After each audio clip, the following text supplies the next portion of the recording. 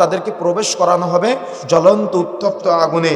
তুসকা মিন আইনিন আনিয়া, তাদেরকে পানি পান করানো হবে, তারা পানি চাইবে। এই কঠিন পরিস্থিতিতে যখন সূর্য মাথার নিকটবর্তী, যখন চতুর্দিকে মানুষ উলঙ্গ অবস্থায় ছুটাছুটি করছে, এই ছুটাছুটি ব্যক্তিদের মধ্যে ঘাম পুজ বের হয়ে হাঁটু বরাবর, কোমর বরাবর, কাঁধ বরাবর, অর্থাৎ এই ঘামের মধ্যে হাবুডুবু খাবে আর ওই রক্ত পুজগুলা ভক্ষণ করবে। তখন তারা ওগুলা খেতে পারবে না, তখন তাদের তৃষ্ণা লাগবে, তখন তাদের পানি পান করানো হবে।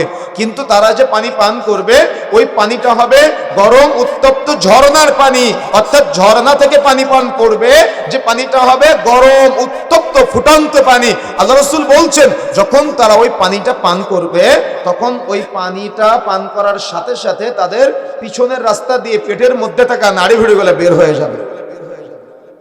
আমি বুঝাতে পারি না আপনাকে, এটার ভয়াবহতা কতটুকু, এটার ভয়াবহতা কতটুকু আপনি কি বুঝতে পেরেছেন?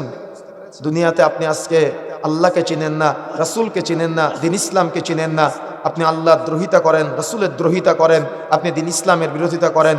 মনে রাখার চেষ্টা করবেন, কিয়ামতের মাঠে যখন আপনি তৃষ্ণা অবস্থায় থাকবেন, আপনাকে পানি দেওয়া হবে, অবশ্যই পানি দেওয়া হবে, কিন্তু সেই পানিটা হবে ফুটান্ত উত্তপ্ত ঝরনার পানি, যে পানি খাওয়ার সাথে সাথে পিছনের রাস্তা দিয়ে পেটের নাড়িভুঁড়িগুলো বেরিয়ে আসবে।